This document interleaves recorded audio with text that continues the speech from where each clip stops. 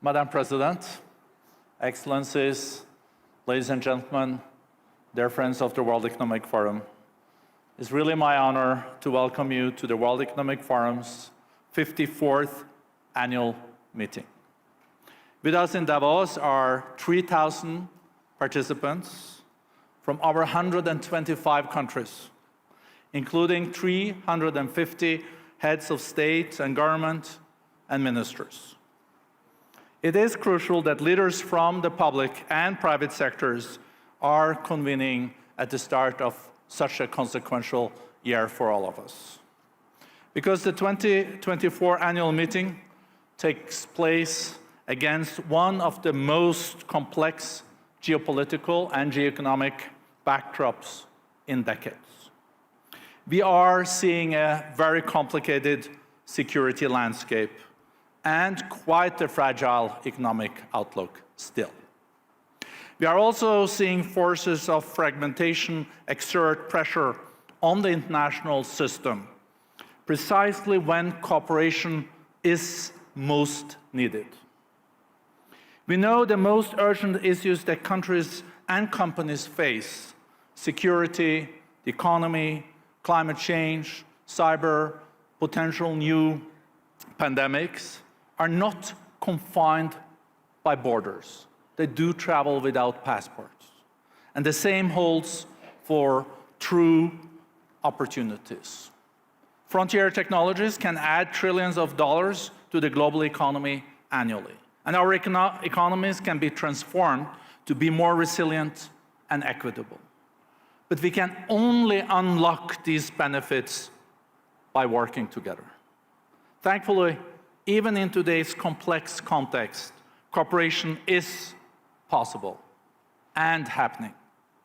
The World Economic Forum's annual meeting, I think, is a proof of that.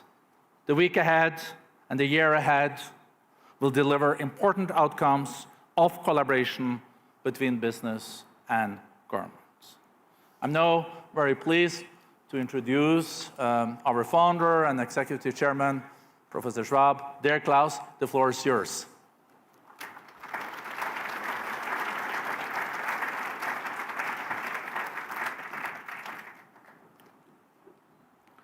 Madam President, dear constituents of the World Economic Forum, dear friends. Today we stand really at a unique juncture in human history, facing challenges that are as diverse as they are profound. The special role of the World Economic Forum is not to look just at one single issue.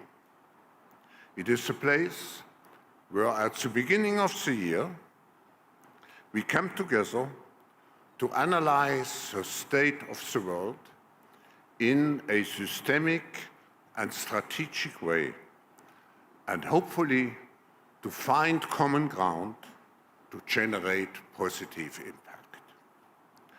Geopolitically, our world, as my friend and colleague said, Børge Brende, geopolitically, our world is more interconnected, yet paradoxically, more divided and fragmented than ever.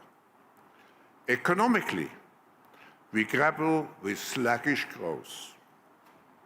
The very fabric of our societies is inclusiveness, which is in doubt.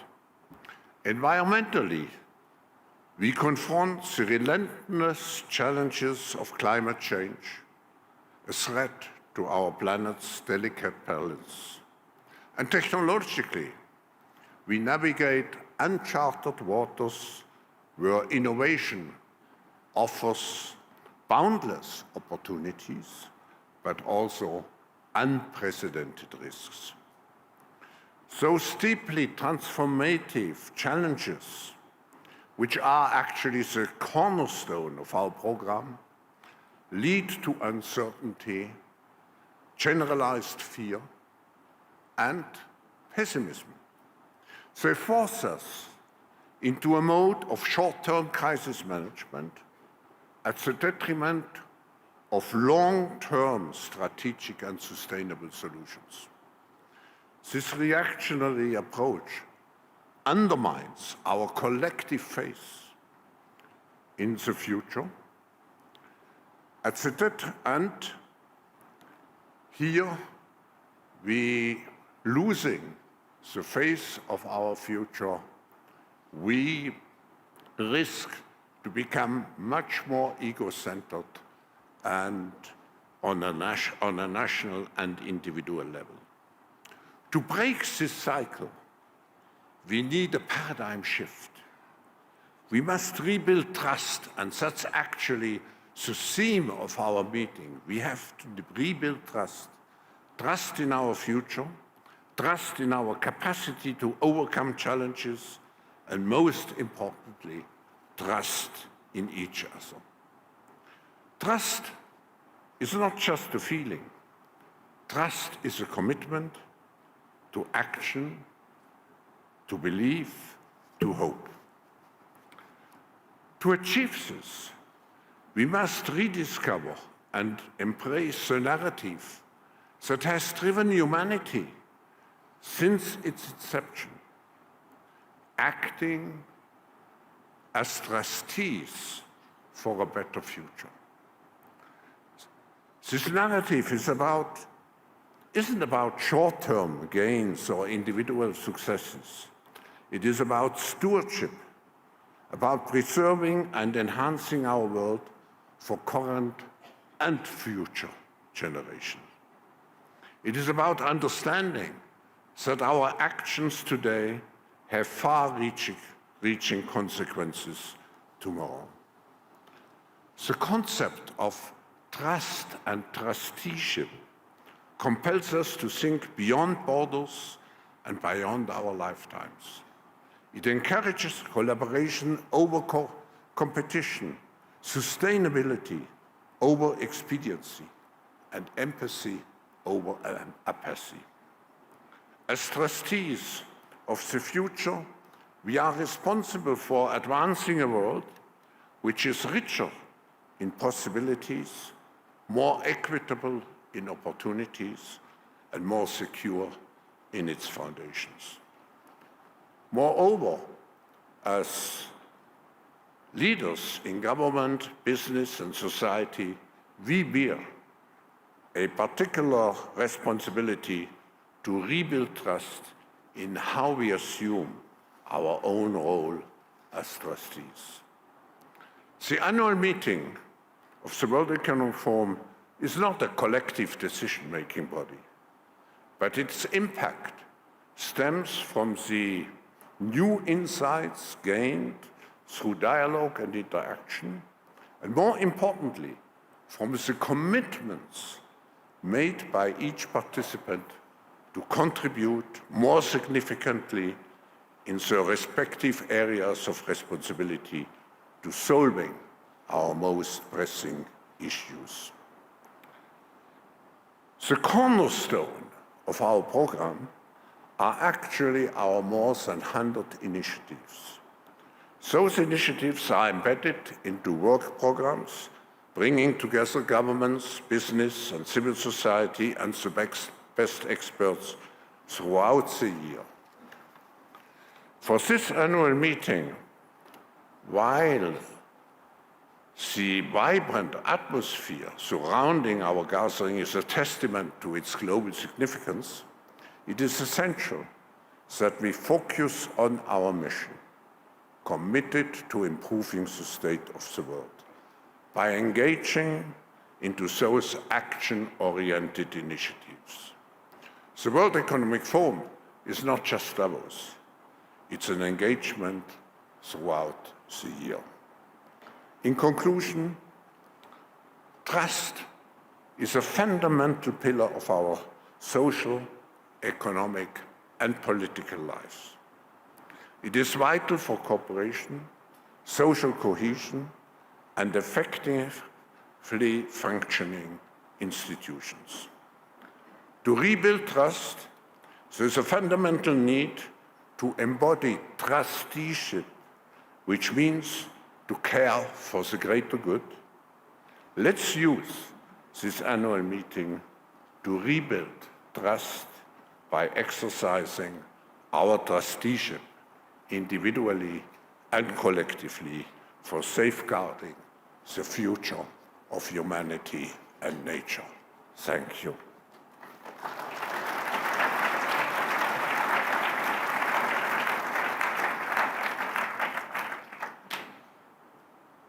Wir freuen uns sehr, Frau We are pleased to now welcome the President of the Swiss Confederation, Viola Amherd, here in Davos. It's not the first time, but it is the first time that we can welcome her in this role as the President.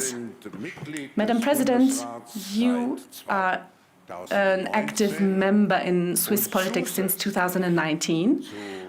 And in addition to your role as a president, you are also the Federal Councillor of Defense, Civil Protection and Sports.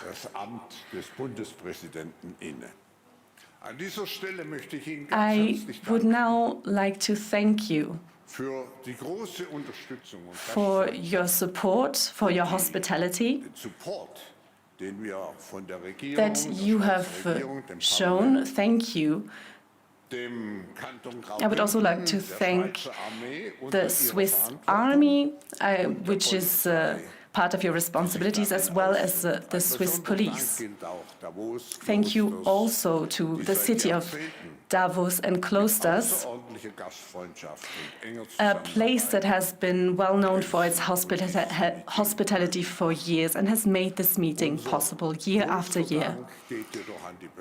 But most of all, we would like to thank the people of Davos and Klosters who welcome us here year after year and who contribute greatly to the success of this meeting.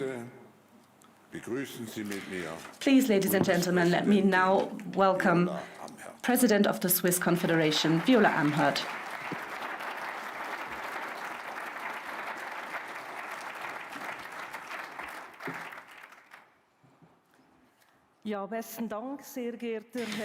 Thank you, dear Professor Schwab, Excellencies, ladies and gentlemen.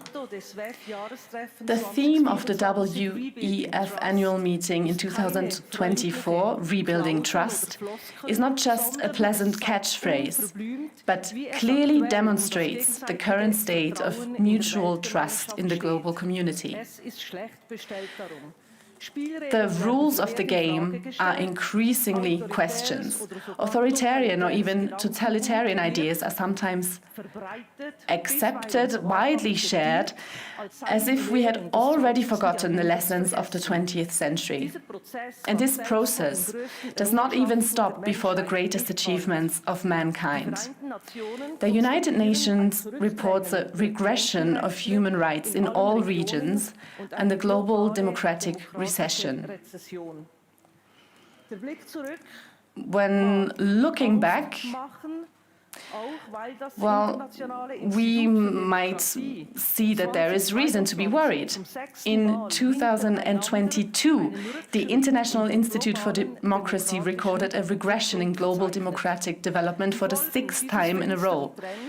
The consequences of this sinister trend are as devastating for people's aspirations and freedom as economic setbacks can be. The fact that authoritarian regimes are also undermining democratic values and institutions beyond their borders is contributing to the erosion of trust. Excellencies, ladies and gentlemen, trust is easily squandered and hard-earned. For innovation, investment and economic development, trust is no longer sufficient, but nevertheless essential. Allow me to outline the reasons for my confidence, the steps that need to be taken to restore international trust, and what Switzerland can contribute to this process. When we look back, It may be frightening to recognize certain patterns that have led to disasters in the past, but there are also positive lessons to be learned. The international community established the UN after the Second World War, and in Europe there is the EU, the Council of Europe, the OSCE, and now also the European political community. This year, we also mark the 75th anniversary of the Geneva Conventions, the centerpiece of international humanitarian law. They also embody the endeavor to rebuild broken trust and protect people from cruelty and inhumanity in wartime. Rebuilding trust. We know it is possible. For this, we need dialogue and respect on the one hand, and clear rules that everyone adheres to on the other. What steps are needed to restore trust on an international level? The first priority must be an open and transparent dialogue between states, but also with and between organizations in the multilateral system. We need to strengthen the UN and other global and regional institutions so that they can play their role as platforms for dialogue more effectively once again. This is precisely why Switzerland supports the reform proposals of UN Secretary-General Antonio Guterres. We also need to realize that genuine compromises are necessary. We must prevent power politics from destroying our livelihoods. Especially when it comes to ecological transitions, we urgently need real progress and a society-wide shift in thinking. The process leading up to the Summit of the Future in September must prove that, despite all the difficulties, the international community is working towards common goals. Agreements and compromises must then also be implemented. A reliable approach to implementation is important for credibility and builds trust. This includes a renewed respect for the UN Charter, other international treaties, and other globally agreed measures.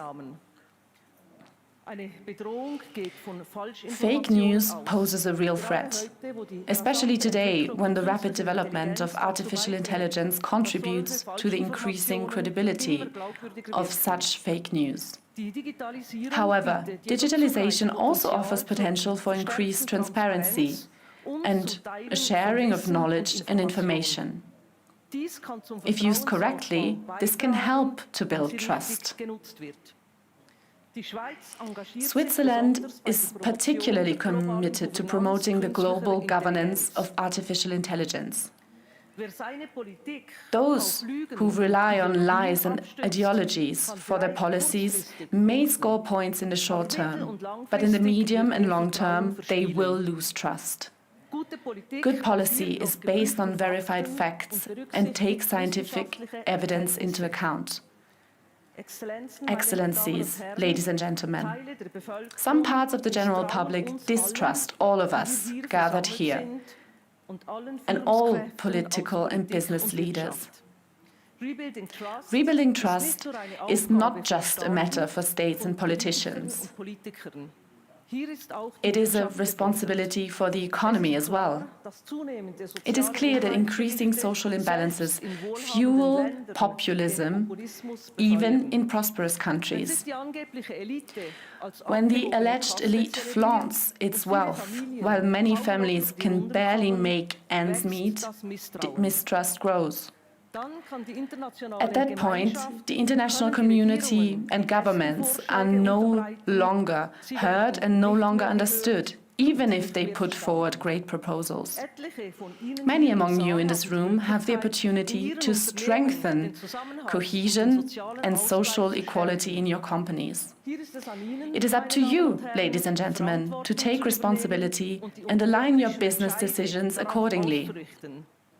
In the long term, this also serves the interest of entrepreneurs. If you make demands, you should deliver. For Switzerland, this means that we are committed to building new trust in the world.